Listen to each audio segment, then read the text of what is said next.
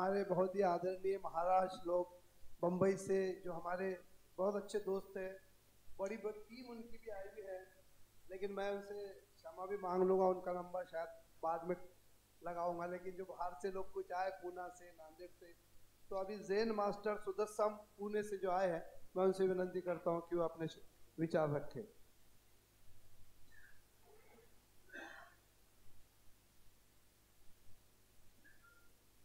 उपस्थित सर्व मान्यवर, आज सामाजिक सद्भावना या विषयाच्या अंतर्गत आपण सर्वजण चर्चा करण्यासाठी या ठिकाणी एकत्रित आहोत। सामाजिक सद्भावना हा विचारच सर्वात प्रथम चीनमध्ये कन्फ्युशियस नावाच्या विचारवंतातला। जेव्हा चीनमध्ये अनेक धर्माचे, जातीचे, पंथाचे लोक एकत्रित राहत असताना त्यांच्यामध्ये जो कलह निर्माण झाला, त्यांच्यात पारस्परिक मतभेद तयार झाले आणि त्यातून संघर्ष, भांडणे आणि त्यातून एक समग्र चीनमधली शांती नष्ट झाली आणि त्यातून हा विचार जगामध्ये निर्माण झाला, ज्याला सोशल गुडविल म्हणतात।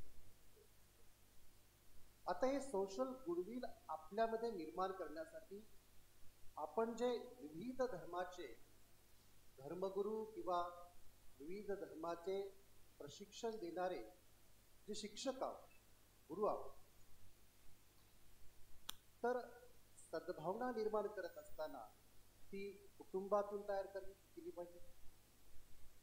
ती कुटुंबामध्ये असणारे जे वेगवेगळे कलह आहेत इथून निर्माण झाले पाहिजे।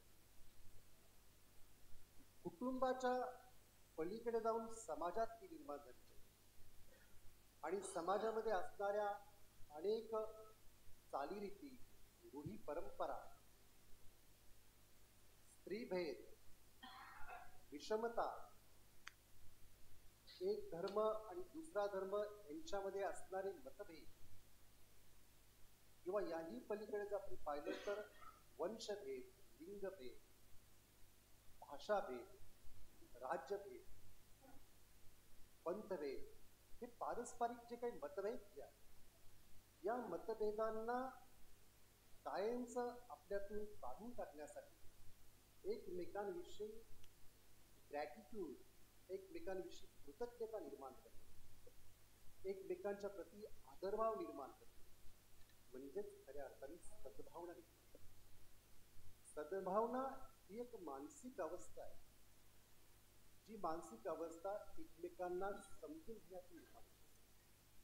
म्हणून एकमेकांना आपण समजून घेऊया आणि एकमेकांना समजून घेत असताना ज्या भारतामध्ये जे वेगवेगळ्या प्रकारे चित्र आपल्याला पाहायला मिळते, मग त्याच्यामध्ये स्त्रियांवरती होणारे अत्याचार असतात किंवा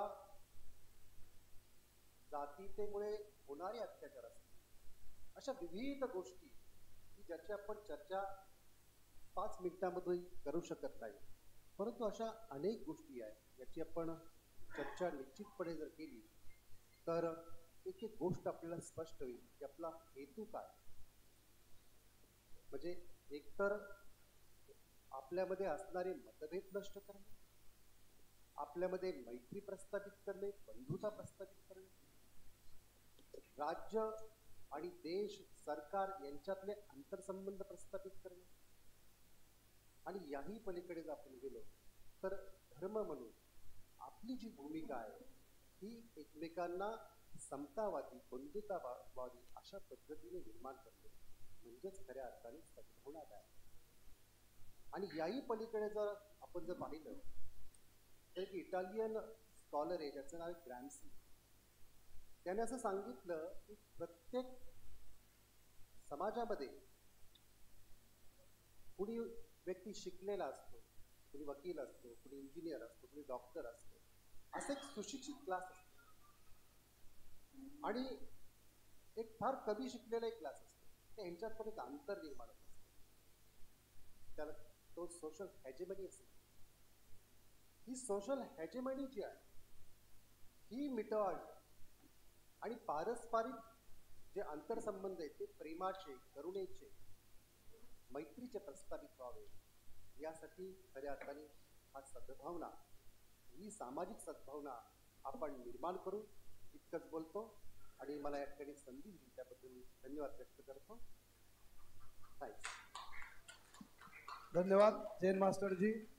आता मी गुरुदेव सेवा मंडळ अमरावतीहून आलेले संदीप पाल महाराज यांना विनंती